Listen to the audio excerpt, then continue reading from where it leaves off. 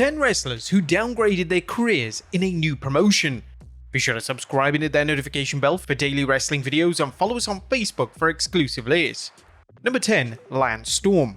Lance Storm is often credited as the man who kicked off the Invasion storyline, and it's a true testament to Storm's star power at the time that he delivered the first strike in what would be one of the biggest storylines WWE have ever delivered. During Storm's WCW run between 2000 to 2001, he emerged as a breakout star for the promotion as his heel work was tremendous and his in-ring work was way ahead of its time. Storm had all the tools to be a main event attraction for the company, and he was without a doubt someone the company should have put some stock behind during the final few months of the promotion's existence. When Storm was brought into WWE in 2001, he had a great first few months in the promotion, as his run in the mid-card and his matches against the likes of Edge were actually excellent. However, it was only a matter of time before Vince McMahon took exception to Storm's lack of charisma, and Storm was then relegated to solely being in tag teams. By the year 2003, Storm was nothing more than an enhancement talent for the company, and WWE would even actively mock Storm live on air as Stone Cold Steve Austin would fall asleep during his matches.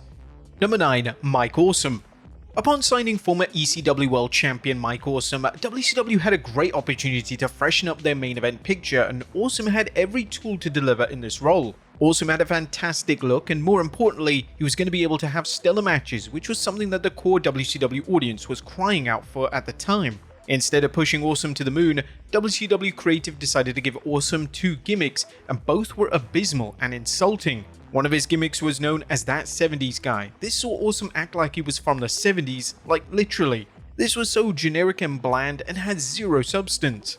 Awesome's more infamous gimmick was known as the Fat Chick Thriller, and this involved Awesome attempting to sleep with overweight women. This came at a time where every wrestler in the company had to have a nonsensical gimmick, and assigning Awesome gimmicks of this nature was the exact reason as to why his WCW run completely flopped. Number 8. Raven.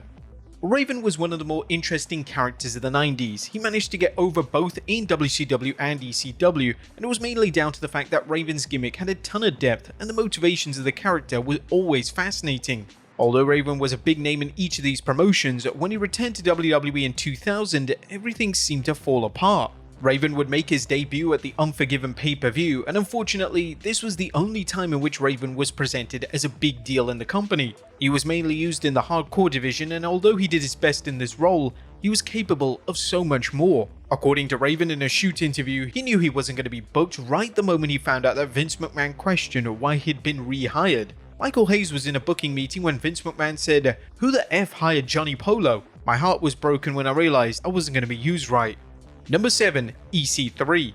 EC3 became a huge deal when he signed for TNA. He had a unique gimmick, and as his run went on, he seemed to just get better and better as a performer. It was only a matter of time before WWE came calling, and when it was reported that EC3 had signed for WWE and he was going to be able to keep his EC3 name and gimmick, fans were more than excited. EC3 would have a brief run in NXT, but it was declared that he was main roster ready within a few short months.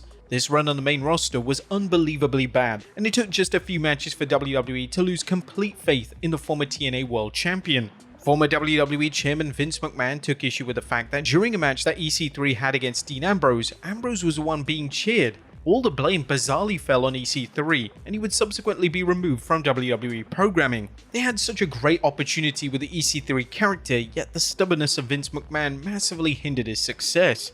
Number 6. The Sandman. It was a smart call for WWE to bring the Sandman in for an ECW relaunch in 2006. The Sandman was a household name for the ECW brand, and it would have been odd to have an ECW product without the Sandman attached to it. It was evident early on that WWE had no idea how to present him outside of a brief cameo, and in 2007 they made the bold call to draft the Sandman to Raw. Moving the Sandman to a non-ECW show made zero sense, as it was going to expose the character, and that's exactly what happened. Ultimately, the Sandman's WWE run was a complete waste of time, and he was presented as more of a novelty act than a character that fans should actually care about. Number 5. DDP. In 2001, DDP was one of the most popular wrestlers in the world that wasn't signed to WWE. Therefore, when it was reported that he would be coming to the WWE following the WCW buyout, there were high hopes.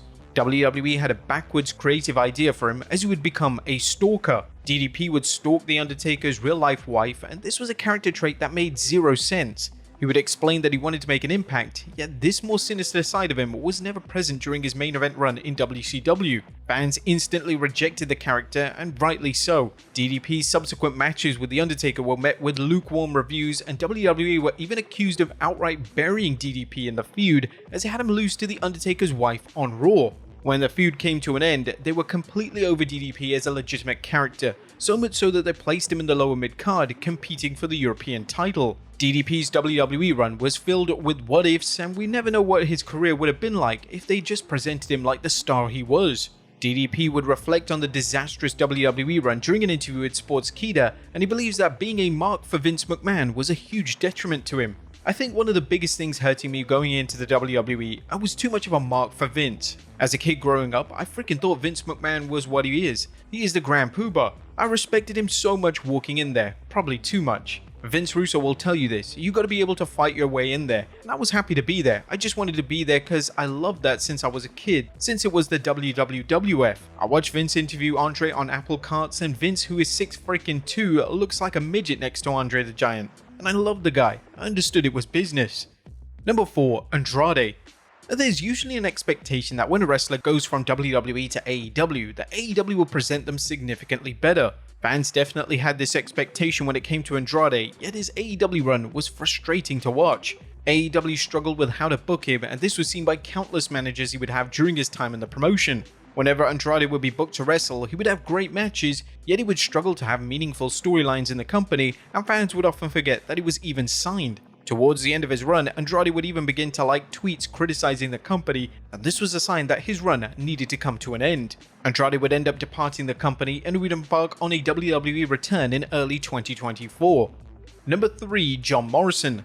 Sometimes in pro wrestling, particularly when it comes to major promotions such as WWE, it's obvious that a run isn't going to live up to expectations. John Morrison was expected to return to TV in early 2020, and fans hoped that Morrison would make a surprise return in the annual Royal Rumble match. However, WWE had different ideas as they had Morrison return in an awkward backstage segment on SmackDown. WWE would then reform the Miz and Morrison pairing, and whilst this acted as a huge boost to the tag division, Morrison was a main eventer in TNA and Lucha Underground, and he could have easily been a great addition to the upper echelon of WWE. The most infuriating thing about his final WWE run from Morrison is that he was often presented as the Miz's sidekick.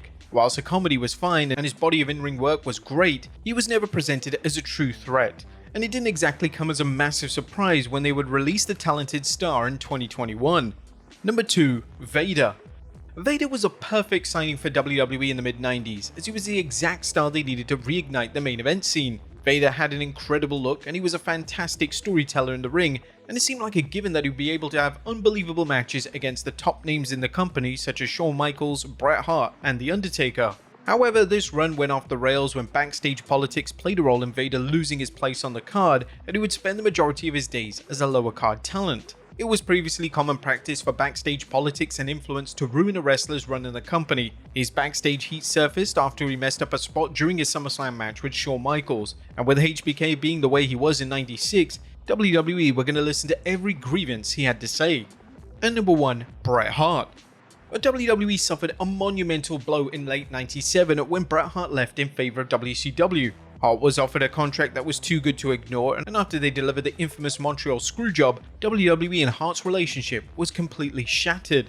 Hart was such a big name, and it was kind of unusual that for the first few months of his run, WCW really struggled in how to present him. As things went on, Hart looked increasingly frustrated as he was never a wrestler to shy away from his true feelings. Just ask Bill Goldberg. Hart did have some great matches during his WCW run, yet he could have done so much more. In late '99, Hart would end up having a match with Goldberg that resulted in the end of his career. Hart still had years upon years left of active competition, and one stiff kick took that all away from him. Even though Hart often criticizes Goldberg for the botch kick ending his career, he's always been critical of the way WCW booked him, and this is what he had to say during an interview with the Broken Skull Sessions. "There was so much talent I could have worked with. Booker T, Hulk Hogan. I should have worked with Hogan right away. I should have had Hulk Hogan in a sharpshooter and done some big numbers with him. I went into WCW I had more heat. I had wrestled you at WrestleMania 13, I beat Undertaker at SummerSlam, I knocked Vince McMahon out, I didn't really lose to Shawn Michaels. I had so much heat and they just didn't know what the hell to do with me. But in relation to what WCW themselves had to say regarding Hart and his dreadful run in the company, former WCW President Eric Bischoff had this to say on his podcast.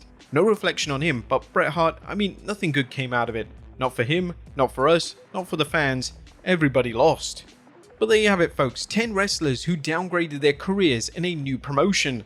Be sure to leave your comments down below, and I'll see you next time with some more wrestling content.